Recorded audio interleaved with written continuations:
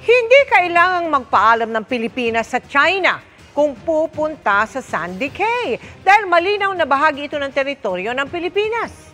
Yan ang iginiit ng PCG kasunod ng pahayag ng China na Pilipinas daw ang gumawa ng agresibo at mapanganib na hakbang.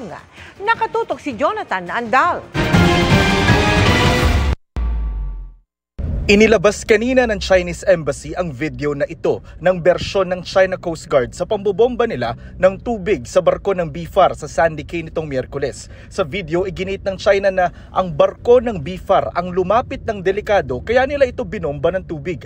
Pero hindi ganyan ang kwento ng BFAR sa nangyari. Ang China raw ang gumawa ng agresibo, mapanganib at iligal na aksyon doon. Buti na lang daw tagumpay nilang nagawa ang misyong makakuha ng sand samples sa Sandy Cays 1, 2 at 3. May ipinakita rin ang China sa video na pinuntahan nila ang Sandy Cay at itinataas ang kanilang bandila pero hindi malinaw kung noong Miyerkules lang din ito o lumang video na. Halos kapareho lang kasi nito ang kuha noong April 25 batay sa litratong inilabas noon ng China. Pero kung National Maritime Council ang tatanungin, walang bagong pagtataas ng watawat ng China sa Sandy Cay. There was no such thing that happened. Pero tayo, nag-raise tayo ulit ng flag pagdating doon? Sorry? Nag-raise tayo ng flag, yung BFAR? We don't need, kasi atin naman yun, no? We have done that before already, so no need to do that thing. Una sa lahat, no? Kung ginawa man nila yan, I think that is obviously a violation of the 2002 DOC. Secondly, there's no proof to that na kung sasabihin na naman nilang they have seized control o Pag-asa case. Sabi ng China, hindi nagpaalam ang Pilipinas sa pagpunta sa Sandy Cay na 3.5 nautical miles lang ang layo sa Pag-asa Island, bagay na pinalagan ng PCG. They are 100 nautical miles away from that particular location.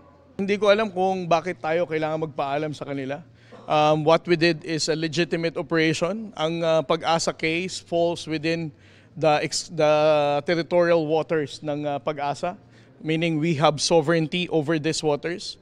Kumampi naman sa Pilipinas at kinondena ang China ng iba't ibang bansa gaya ng Amerika, Taiwan, Japan, New Zealand, Canada, Australia, the Netherlands, United Kingdom, pati na European Union. Samantala, tagumpay na nakapag-RORE o resupply mission ng AFP sa nakasadsad na BRP Sierra Madre sa Ayungin Shoal noong May 16 nang walang agresibong aksyon mula sa China. Ito na ang ika-8 RORE sa Ayungin na hindi hinaharang ng China mula nang magkaroon ng provisional understanding ang China at Pilipinas. Sabi ng China, humingi ng permiso sa kanila ang Pilipinas pero pinabulaanan yan ng Philippine Navy.